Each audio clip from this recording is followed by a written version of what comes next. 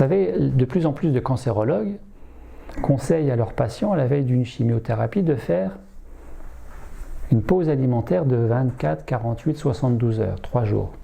Pourquoi? Parce que quand vous ne mangez plus, vous ne donnez plus à manger à la cellule cancéreuse. Et vous renforcez l'efficacité de la chimio en ayant moins d'effets secondaires.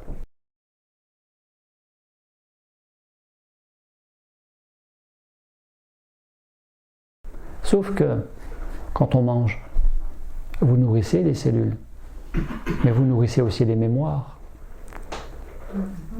Et vous nourrissez les mécanismes limitants du cœur verrouillé, de la présence distraite, de la conscience endormie, des sens encrassés.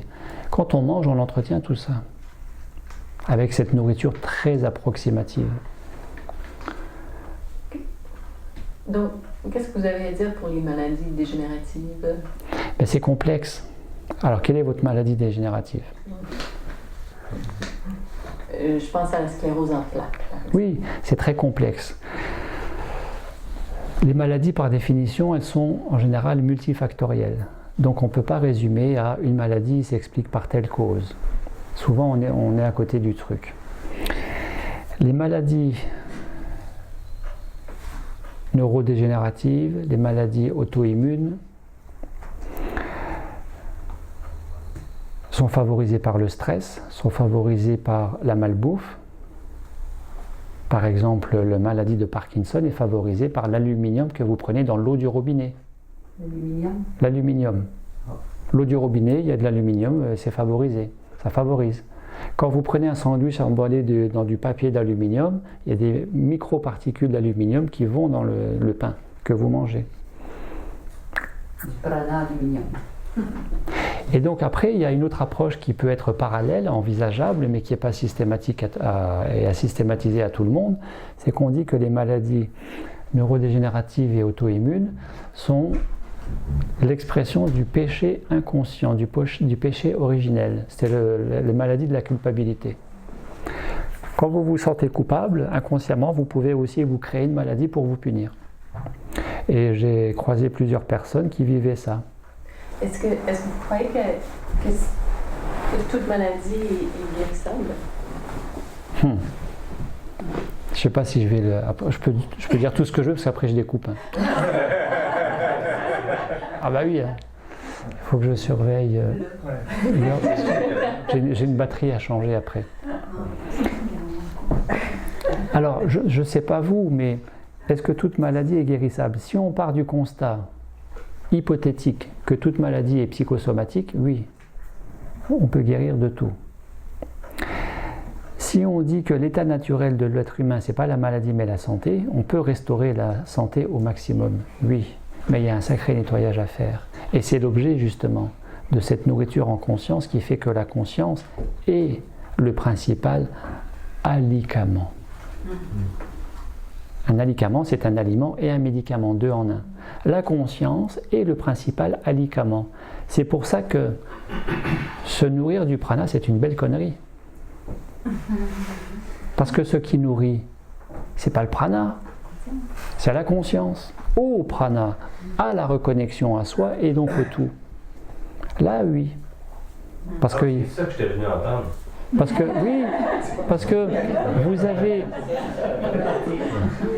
cette Australienne Jasmuine Ellen Graves, en 1993-94, s'est guérie d'un cancer du sein à partir d'une canalisation médiumnique où on lui aurait dit « arrête de manger 21 jours », chose qu'elle a fait, et elle est sortie de son cancer du sein, elle a stabilisé tout ça. Et elle se dit à un moment donné, bah, tiens, je vais remanger, hein, maintenant c'est bon, je remange. Et le cancer du sein est revenu. Donc elle dit, oh, c'est terminé, moi je ne mange plus. Et là, elle a installé l'état pranique dans le temps. Je voulais dire quoi avec ça? Le prana qui nourrit, c'est la conscience au prana. Oui, et donc, depuis 93-94, il y a des millions d'êtres humains qui ont fait le processus des 21 jours. Mais combien sont praniques à cette heure-ci? On dit 50 000. C'est pas grand-chose, 50 000, mais c'est en même temps beaucoup. Mais il y en aura de plus en plus. C'est clair qu'il y en aura de plus en plus. Pas que j'ai décidé, moi, j'ai rien décidé. mais parce que la fréquence électromagnétique de la planète, mesurée par la résonance de Schumann, augmente.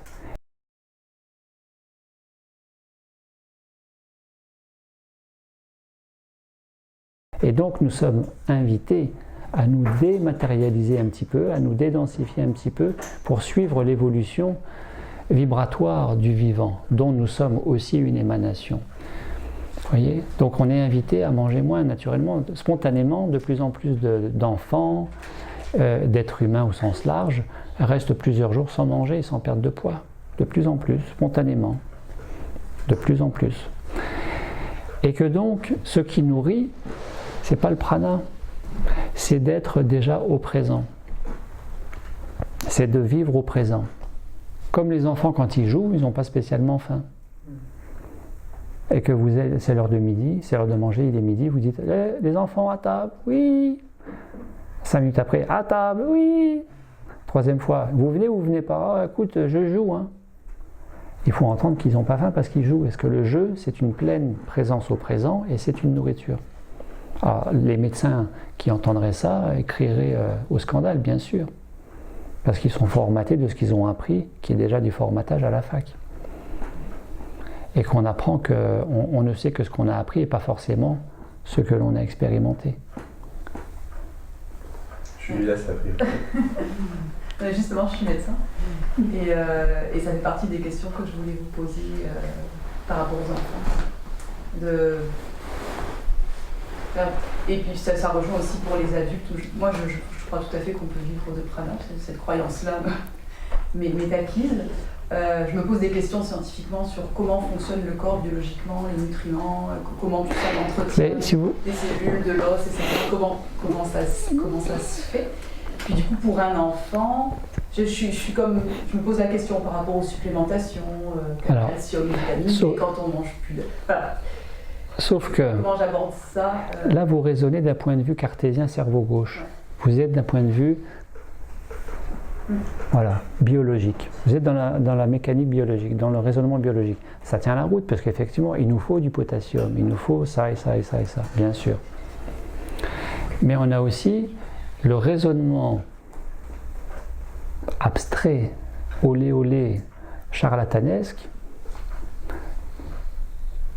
du vibratoire, qui est corrélé à la conscience, qui est corrélé davantage au cerveau droit, dont la structure biologique est issue, parce que le biologique n'est jamais que du vibratoire densifié. Nous sommes vibratoires avant d'être biologiques.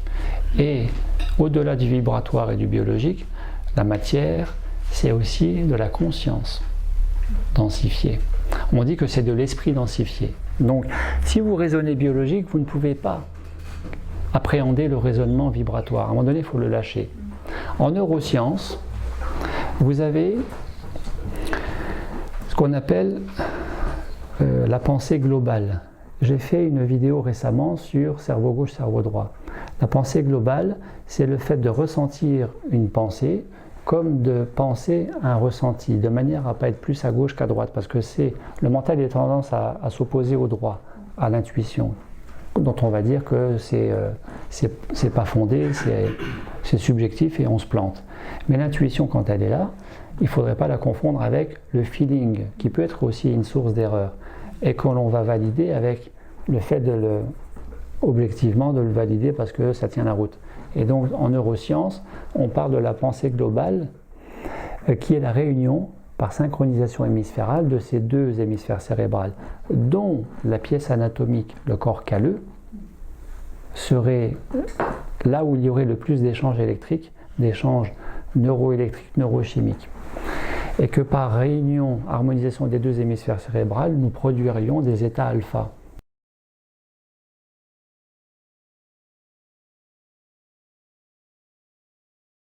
Et l'état alpha, c'est la conscience qui, intégrant le mental, peut s'exprimer à un autre niveau de perception.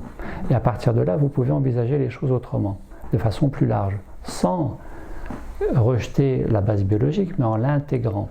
Parce que le médecin, il ne sait globalement que ce qu'il a appris, mais il n'a pas forcément expérimenté toutes les maladies, bien sûr, et il y a beaucoup de médecins qui sont encore contre l'idée du jeûne et qui disent objectivement que le jeûne ne permet pas de détoxiner.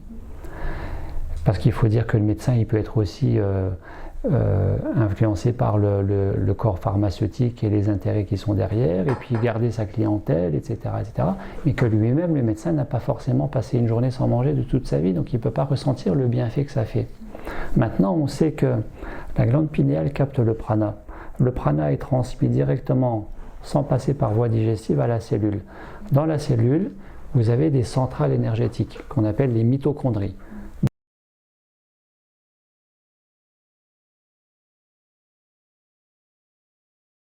Découverte en 1857. Et ces mitochondries vont produire biologiquement et transmettre à l'organisme l'ATP, l'adénosine triphosphate, le carburant pour fonctionner, dont on dit que c'est produit à partir de la nourriture solide, du cycle énergétique de Krebs, cycle respiratoire, aérobie, anaérobie, enfin tout ce qu'on veut. Bon, ça devient technique. Mais d'un point de vue biochimique, on dit aussi que quand la particule de prana arrive à la cellule, pour qu'il y ait cette production d'ATP, parce qu'en fait le médecin il connaît à partir de l'ATP, là au niveau mitochondrie, cycle énergétique biologique. Mais avant il y a cette partie vibratoire qui intervient. Et entre la partie vibratoire et la partie biologique, il y a un élément clé qui a été découvert par Tina Karu, biologiste russe, du fait des recherches scientifiques russes sur l'aérospatiale.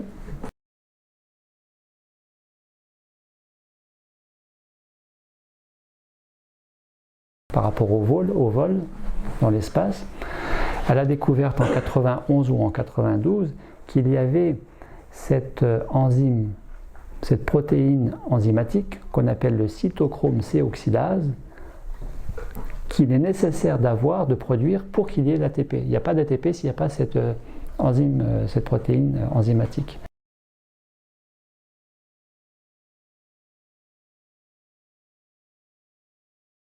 Donc les deux sont corrélés.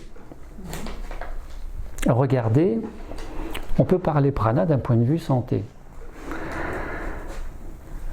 1903, Niels Finson, prix Nobel de médecine. Il s'est guéri d'un lupus vulgaris à partir de l'exposition au soleil.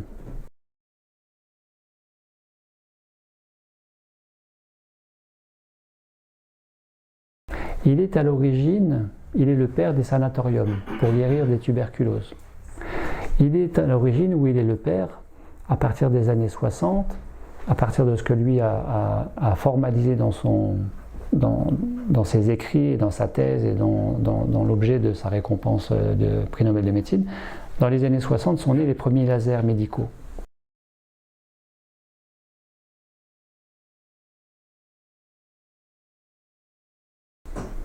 Les lasers, ce sont de l'énergie de la lumière concentrée. Il y a la luminothérapie, dont on sait qu'elle stabilise l'humeur. Pourquoi ? Parce que la pinéale, quand elle fonctionne bien, elle produit la mélatonine, hormone du bien-être la nuit, d'où qu'il faut dormir pour voler bien clos dans le noir, pour bien produire les hormones du bien-être. Et la journée, elle produit la sérotonine. Mais quand ça ne fonctionne pas bien, c'est plutôt l'inverse, ça crée de l'anxiété, du stress, de la déprime. Dans les années 80, vous avez Carl Simonton. Carl Simonton, célèbre cancérologue américain, qui est à l'origine des visualisations thérapeutiques pour accélérer ou favoriser le rétablissement des patients cancéreux par visualisation thérapeutique.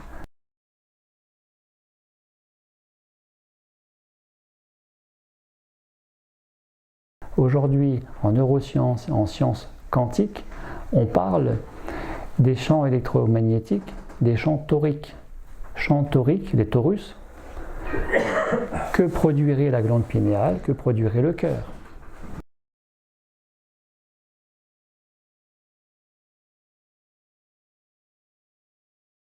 Jusqu'il y a une dizaine d'années, en France, on rigolait quand on disait qu'il y avait des neurones, qu'il pourrait y avoir des neurones dans le cœur. On rigolait, quoi. On se foutait de moi à l'hôpital, au CHU de Nancy, en France, centre hospitalier universitaire, on se foutait de moi quand je disais que dans le cœur, il y a des neurones. Or, c'est complètement avéré. On parle d'une banque neuronale de quelque chose comme 50 000 neurones et dont on sait aujourd'hui qu'il participe à la production de l'ocytocine, c'est-à-dire l'hormone de l'amour, qui est donnée par lactation quand vous allaitez le bébé. Et qu'aujourd'hui, on sait que ce n'est pas tellement le cerveau qui pilote le corps, et encore moins le cœur, mais c'est plutôt le cœur qui pilote le cerveau. Et donc, si on a trop d'infos, quelque part, à un moment donné, on est obligé de désapprendre des choses pour envisager les choses plus larges parce qu'il nous manquait des éléments. Regardez l'histoire du docteur Joe Dispenza. Le docteur Joe Dispenza qui est relativement connu. Docteur Joe Dispenza, qui est un grand spécialiste des neurosciences, de la psychoneuroimmunologie, de la guérison quantique.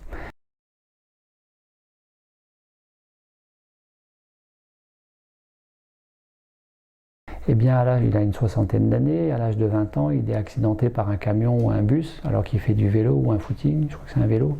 Il a 6 vertèbres qui sont complètement abîmées, il est paralysé, condamné à être allongé. Et puis il consulte les 6 meilleurs chirurgiens de Californie, lesquels lui disent tous qu'en étant opéré, en mettant des tiges métalliques dans le dos, eh bien, il pourra au mieux rester dans un fauteuil roulant. Et là, il refuse les opérations en disant « je vais me soigner tout seul ». Alors je ne dis pas qu'il faut faire ça, attention. Mais ça fait partie des choses encore inexpliquées. C'est que il dit « non, je vais me soigner tout seul ». Et il décrit avoir, pendant 10 semaines et demie, visualisé ses vertèbres complètement guéries, se visualiser marcher. Marcher. Il a fait de la rééducation, bien sûr, et pour faire 50 mètres, ça lui prenait 2 heures. Et au bout de 2 heures, il s'est écroulé, il était épuisé. Mais il n'a jamais été opéré, et aujourd'hui il galope, il est super bien, et il remplit. Moi j'étais en stage avec lui en février à Paris, on était 1200 dans la salle. 1200 personnes, et il fait ça dans le monde entier, quoi.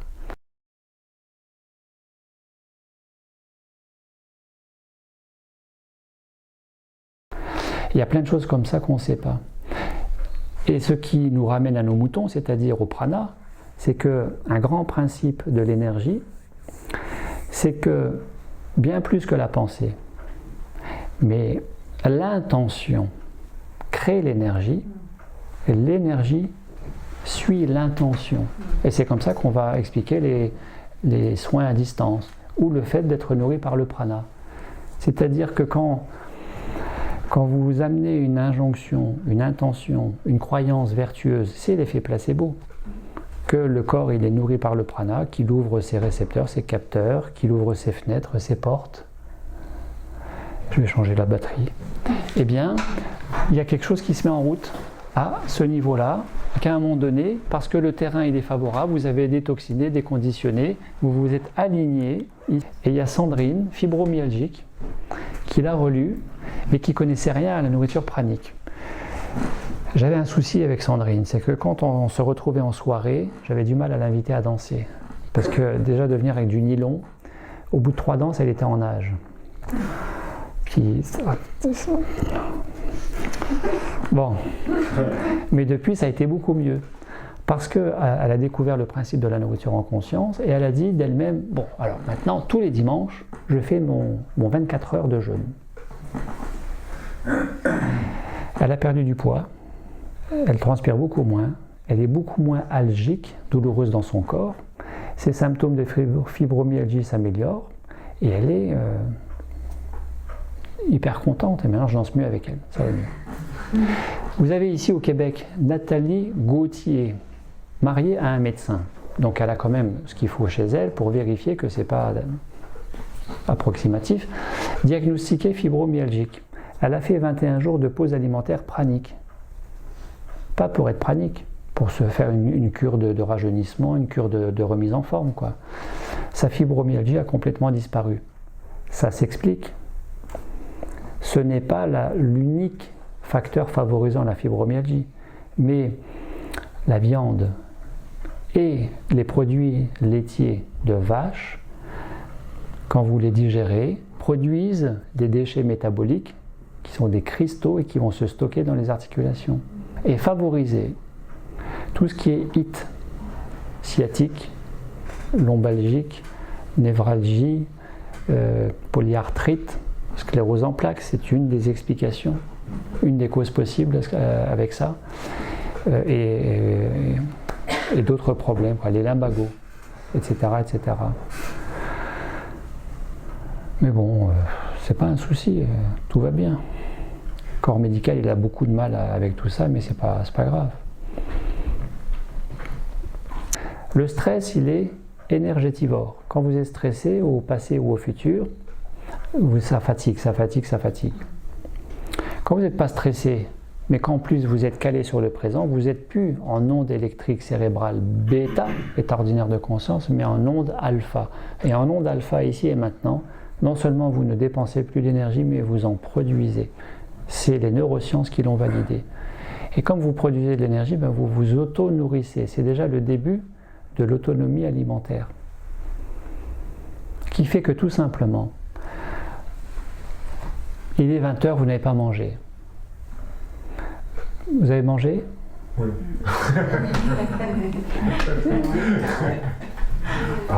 Qui n'a pas mangé ? Alors, sur une échelle spontanément de 0 à 10, sur une échelle de 0 à 10, 10 vous avez très faim, vous êtes à combien là, objectivement, en écoutant le corps, l'estomac, tout ça, spontanément, sans trop réfléchir ?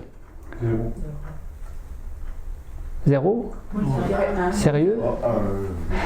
Vous avez mangé quand la dernière fois, à midi ? À 17h, juste avant de venir, sur le vélo, pour faire des provisions. Non, parce que j'allais dire, je vous nourris bien et je suis sérieux quand je vous dis ça. Moi, j'ai mangé hier, la dernière fois, hier midi. J'ai pris un petit jus hier soir. Mais c'est impressionnant parce que vous n'avez pas plus faim que ça. Parce qu'il y a deux choses. Il y a le fait que vous avez peut-être mangé récemment avant de venir, c'est-à-dire à 16, 17, vous avez fait votre petit goûter avec les enfants, là, super. Mais peut-être aussi, et c'est probable, que l'objet de cette rencontre ce soir soit déjà nourrissant pour vous à un niveau informel qu'on appelle, quantiquement parlant, les échanges, les résonances. Parce qu'il y a des choses qui, vous savez, on a tous une aura, il y a des choses qui communiquent comme ça, au-delà du mot. Et c'est comme ça que Michel qui habite à la frontière allemande, en Alsace, en France, elle va à une conférence en 2010-2011, donnée par un pranique. Elle ne connaissait rien au prana. C'est sa sœur qui lui dit « Michel, tu viens avec moi en conférence ?»« Ah, tu vas voir quoi ? Oh, t'inquiète, c'est bon. Mais tu vas voir quoi ? Oh, c'est une conférence sur la nourriture pranique. Ah, mais c'est quoi ça ? T'inquiète, c'est bon, tu viens. » Donc elle ne connaissait rien, elle n'avait pas d'a priori. Michel achète une bretzel, une viennoiserie salée, ça, pour la conférence.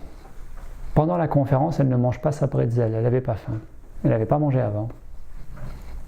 3 jours après, elle n'avait toujours pas mangé la bretzel. Et depuis 2010-2011, elle n'a pas remangé sa bretzel. Et elle ne mange plus, hormis pour faire plaisir aux petits-enfants, aux enfants, pour les anniversaires et le Noël. Et le reste de l'année, elle ne mange pas.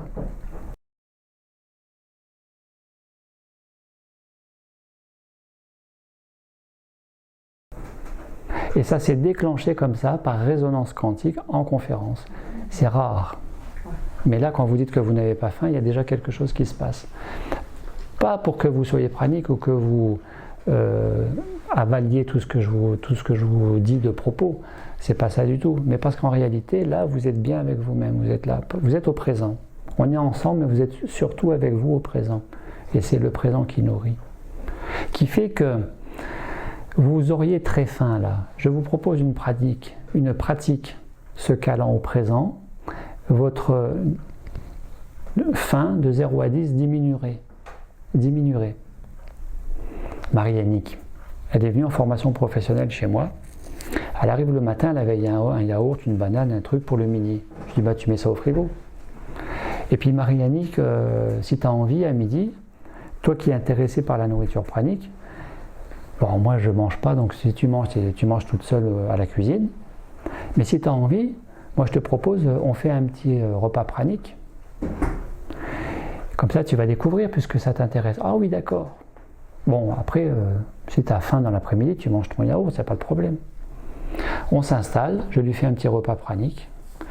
C'est basé ni plus ni moins sur la visualisation thérapeutique de Carl Simonton, hein, tout ça. Hein. On dérive sur l'aspect lumière aux fins de l'alimentation, mais à la base, c'est toujours de la visualisation, de la respiration, la méditation, du lâcher-prise du mental, et donc il y a une expansion des corps vibratoires, avec une modification une modification de la état modifié de conscience, de la conscience, qui fait que vous basculez en alpha.